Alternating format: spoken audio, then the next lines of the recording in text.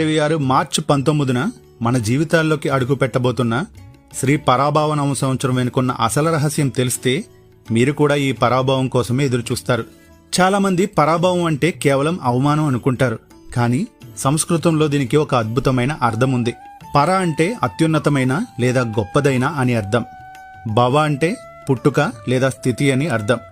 అంటే మనలోని అపజయాలను, అహంకారాన్ని, అజ్ఞానాన్ని ఓడించి, అంటే పరాభవం చేసి ఒక ఉన్నతమైన స్థితిలో కొత్తగా జన్మించడమే ఈ సంవత్సర సందేశం.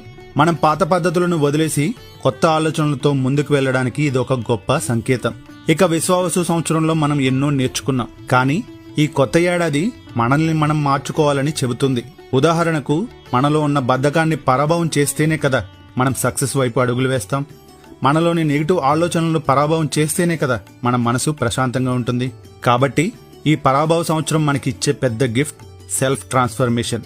ఈ మార్పు ఎప్పుడూ తీపిగానే ఉండదు. అందుకే మనం ఉగాది పచ్చడిలో వేప పువ్వు చేదును కూడా కలుపుతాం. కష్టాలను ఓడిస్తేనే సుఖం విలువ తెలుస్తుంది.